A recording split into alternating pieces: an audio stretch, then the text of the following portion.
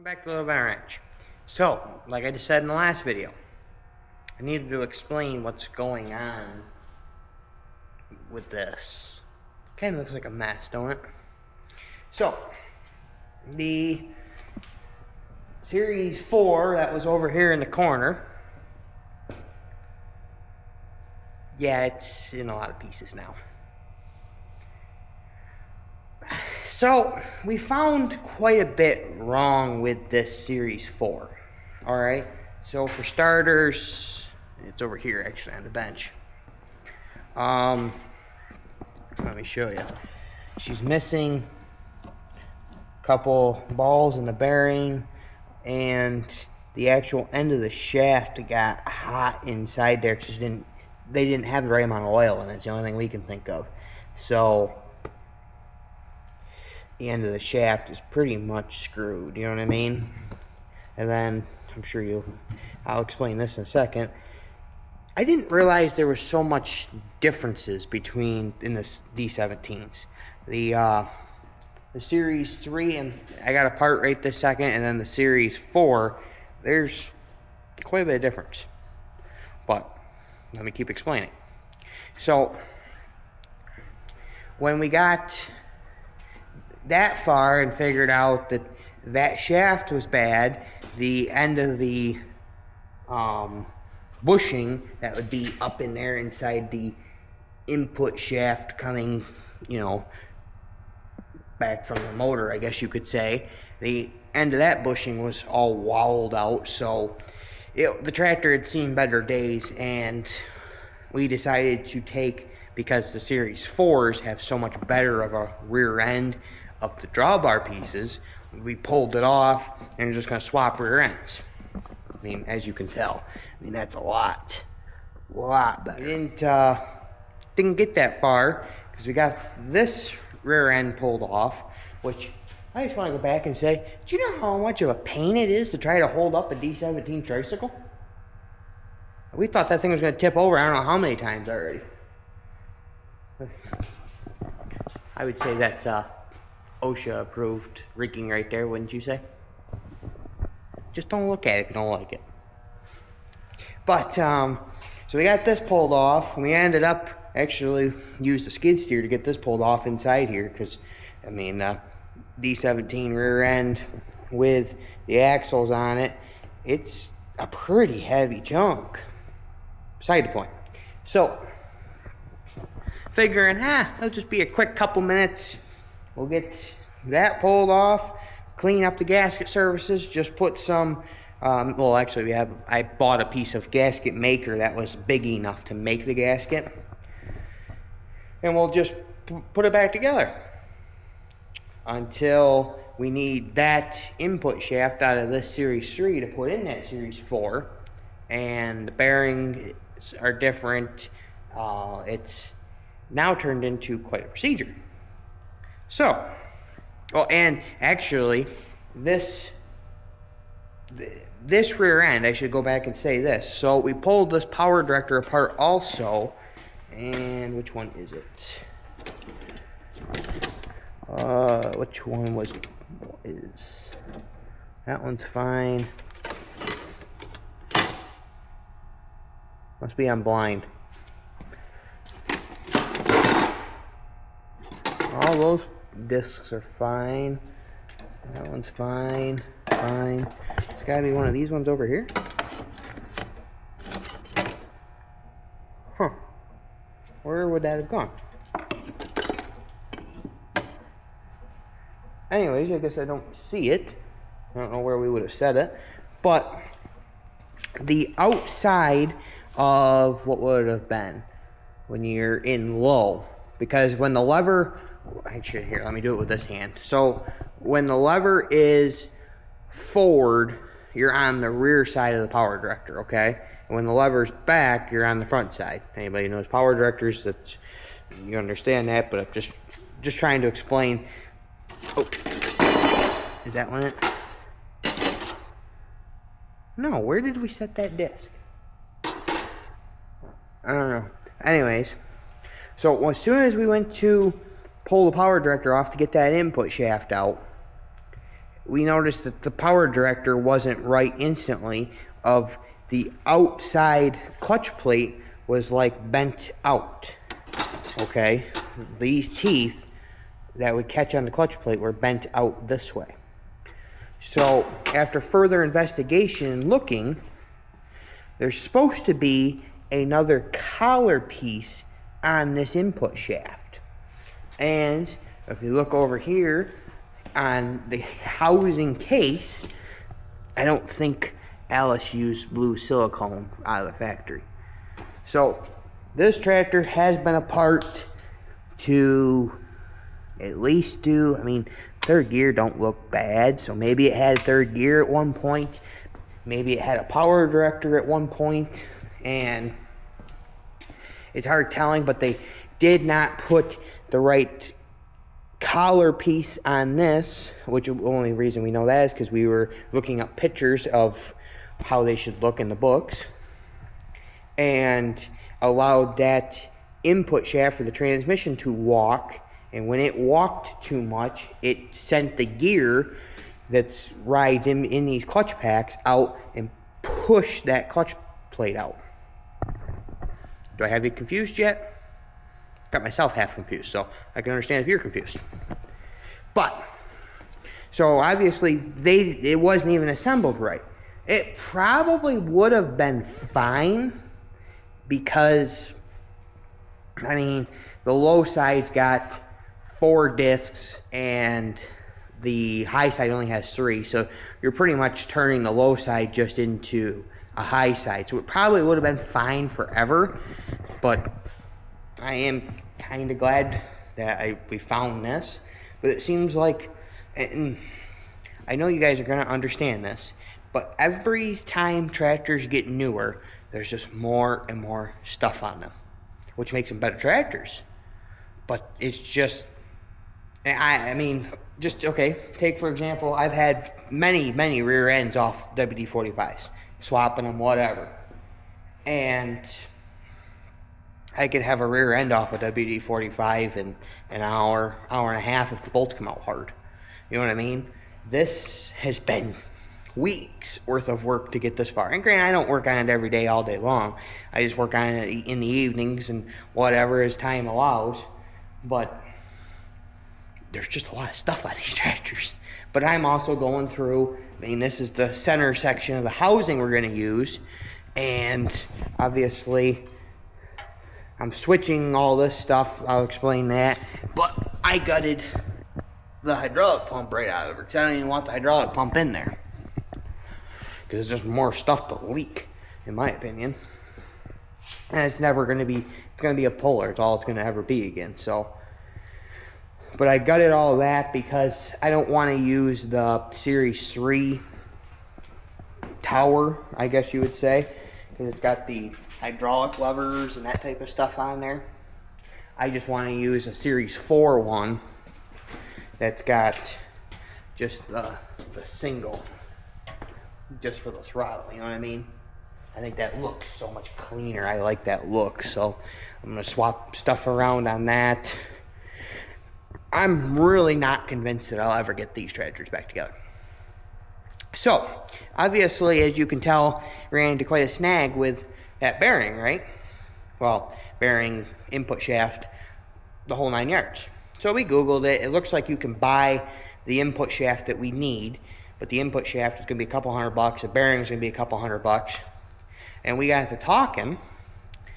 The Series 4 D17s, 170s, 175s, I believe the 19s from what we were reading in the book, and then 190s and the 190 XTs up to a certain serial number all use this same input shaft. Well, it dawned on me that I have a 175 sitting out in the yard. This was actually a gas 175. The motor was bad, but and the transmission cover's gone, so hopefully it's not too rusted up. But I'm going to split this open, see how this power director looks, just to see, I guess, and get this bearing out and see if it's any good. It's worth the couple hours of work to get this split and see if that bearing and input shaft is any good before order another shaft and everything for these tractors, because it ain't like any of these. Well, this D17 will never do anything but pull, so it doesn't have to be perfect. It just got to be good. You know what I mean? You ain't going out and farming with it for 8 to 10 hours a day every day, all day long again. It'll never run 8 to 10 hours a day in its life again. So it just needs to be good that it will stay together and stay working. But yeah, I'm getting sick of D17s. When they're done, I think they're going to be really fun to pull. But right now, they're a pain. But, and then this one, I still think what our plan is, actually, before we take this one completely apart, if everything looks fine, we're going to try actually just sliding this rear end right on that other D17. Because there's no difference between a Series 4 with 3-point hitch, which that's what a 175 has, is 3-point hitch. So I think we're just going to try to do that if everything else looks fine, and try to save some parts to put back together to try to keep 3 tractors. But we'll see. We're dealing with quite rusted, these tractors all got used. I think is the best way to say it. They were good tractors, so they just plain got ran. You could use them for more things better. That makes sense? Versus your old WD-45s, which a Series 1 D17, Series 2, pretty much same difference, but they're not a whole lot different than a WD-45, really. But when it came to the Series 4s or that 175 over there, they were just better tractors, so they got used more. You know, Dad and I were talking about it the other day. You take a Series 4 D17 with 18.4 28s on it. With the 226, I'll bet you it was a pretty good tractor. Well, I know it's a pretty good tractor, but I'll bet you it seemed like it had pretty good power. You know what I mean? It was, because it's still, the other option was the 262 diesel, and that wasn't really, the gas could outrun them, you know what I mean? But then you take the 175s, that most of them came with the, they were a 4-cylinder Perkins. I couldn't tell you what off the top of my head what they were. But you take a one that's got a Perkins in it, and you take one that's got the 226, I'll bet you the ones with the 226 kind of seem kind of doggish. But there was only a little over 1,000 of them gas made, so it's not really a rare tractor, but it's, you're not really going to find too many gas 175s. I'd like to find a gas 175. I think it'd be a nice tractor. But, so that's my plan. At some point, probably tonight, I'll get this yanked off and see how bad this all looks. You'll probably see more of it, so. And we'll go from there. But next off, we gotta go get the backhoe plugged in, and I'm gonna fire up the truck, because the last video you saw, I got that chunk of 7000 series Allis loaded, and it's a nice day. We need to run it to the scrapyard while the roads are nice, so I'm gonna get this thing running. That's the only thing this truck doesn't have that I really wish it did, is it doesn't have remote start on the key. It's got the Ford Pass app, which this one, because I use it quite a bit, works pretty good. Our other half-ton white truck, Dad doesn't use the remote start app that often, and that one doesn't give us problems. It just is finicky, you know what I mean? Versus I use the remote start on this one quite a bit, so it's fine. But so if I want to, the app just takes longer, you know what I mean? Versus this. It's frosty in here today.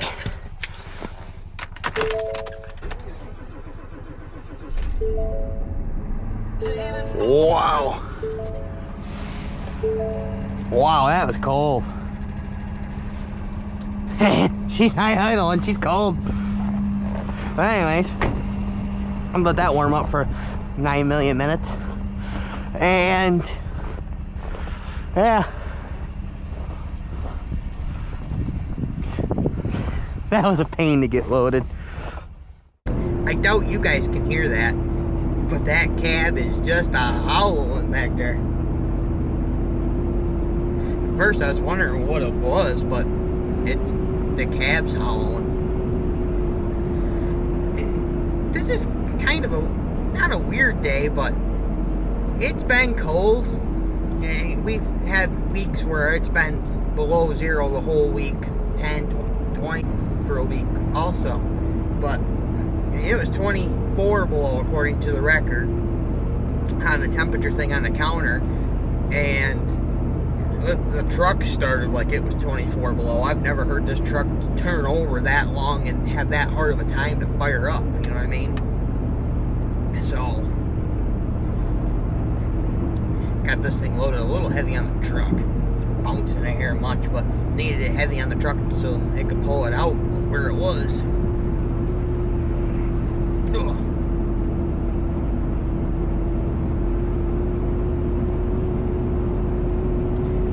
So, I've been watching some of the news there.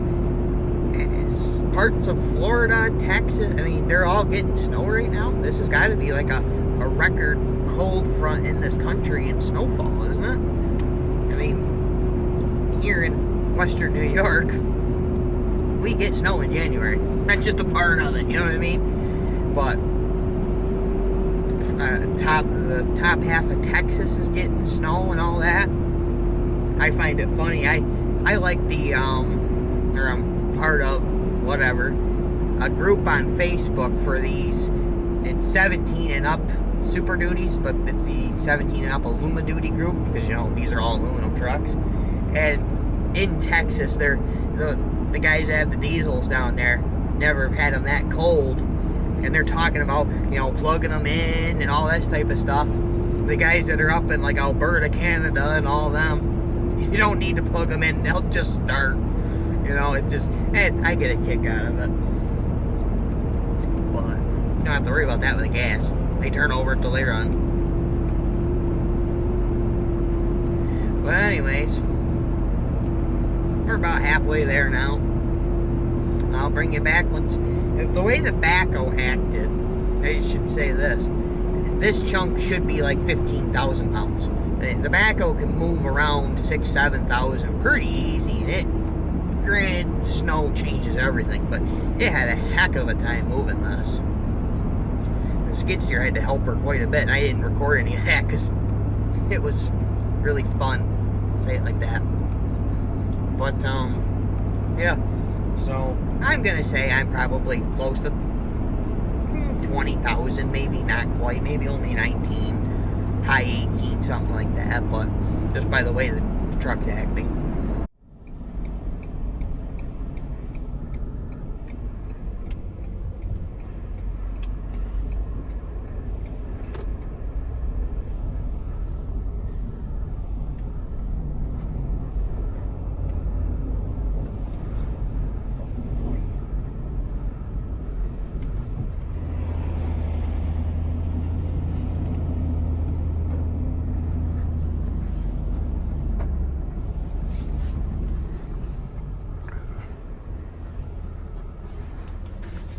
Oh, God, I'm good.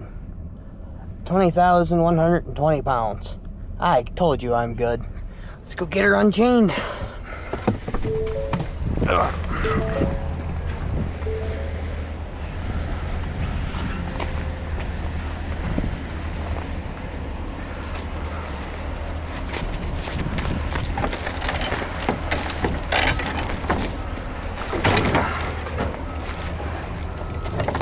Put that tire under there because I didn't trust. I didn't like the way it was sitting there without it. It's that cast housing, granted there's a little dirt froze to it, but nothing serious. But it looked funny without having that tire. That's just an old dually wheel is all that is.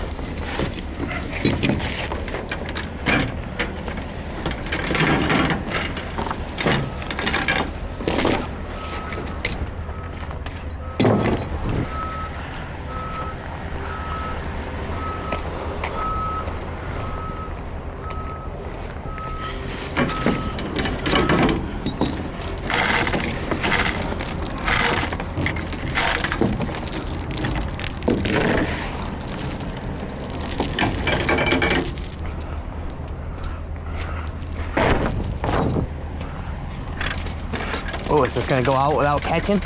I doubt it. It makes your days better when you don't have to fight a chain.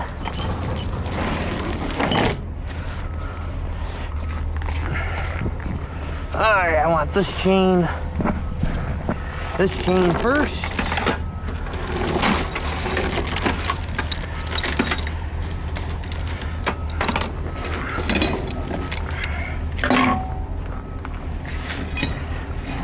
Probably gonna be taking that tire back with me. So I'll throw this one down in there, but might need that to chain binder that tire down.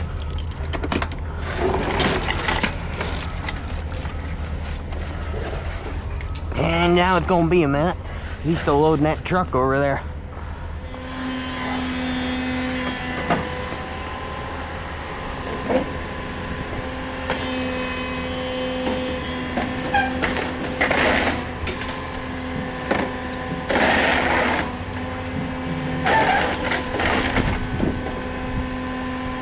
God, he makes that look easy versus what I had to do.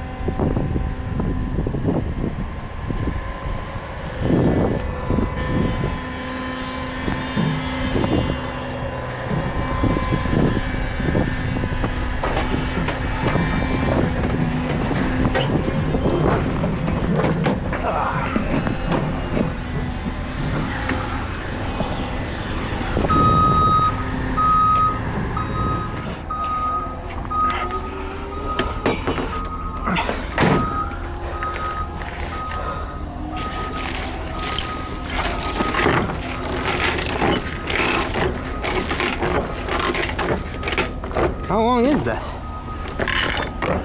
We'll go that, and if I don't use that, it'll come loose.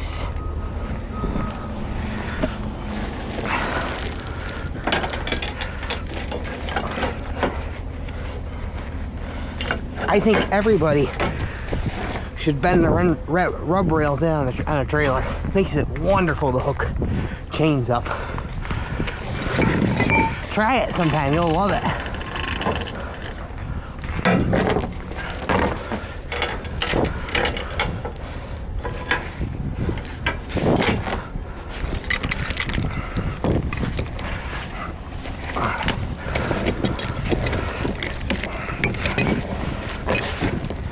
Well, this would be easier if I would have remembered to grab the basket of straps out of the shop. But hey, chain and binder works just the same. Because I can tell you, that crappy tire is not going in the back of my truck. So, let's get back in the truck where it's warm.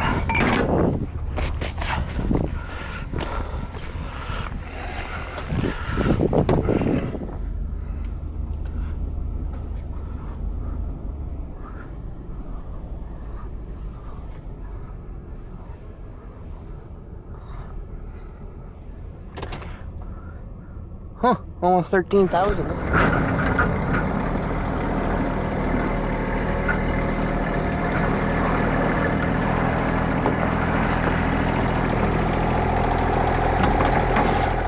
Alright, so obviously you saw I got that chunk of 7,000 hauled to the scrapyard. Ended up being 7,000 pounds, so that's why the backhoe had such a hard time moving it. Is it'll pick up 7,000 pounds, but it don't move 7,000 pounds being a two-wheel drive backhoe. Especially in the amount of snow we have right now. So that explains that better. But so that last clip you would have just saw was me loading my grandfather's John Deere 1023E. Probably an odd thing to see at the end of this video. So he has been talking about it that the 3-point hitch has been getting slower and slower. It'll drop fine, but it would lift up really slow. So the symptoms of what it was doing to us sounded like it was a pressure relief issue. You know what I mean? Like something got stuck in the pressure relief and hold the valve open. But then when we got over there, I was, looking at it quick, but the 3-point hitch didn't drop. So I thought that was kind of weird, but you know what I mean? I didn't see anything else. So I brought it home to the shop to work on it. Before I even get it off the trailer, Dad meets me up here, and we're both looking at it and whatever. We pop the, the seats up, flip up seat, whatever, and the way he grabs the 3-point hitch lever, we're both looking down at the tractor just like this, okay? He rocks it, the lever moves this far before it actually actuates the lever to go into the rock shaft of the tractor. It has two 10mm bolts that hold the lever from the rock shaft to the actual lever that you move.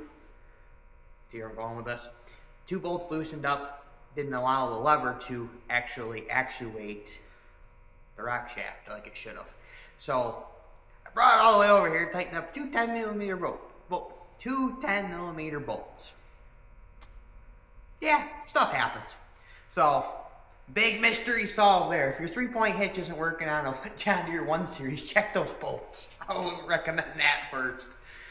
But other than that, I'm pretty much going to wrap this video up. I'll get these tore apart or put back together or something, and we'll see where that goes. But other than that, stay tuned to the next one. If you like this, please like, comment, and subscribe.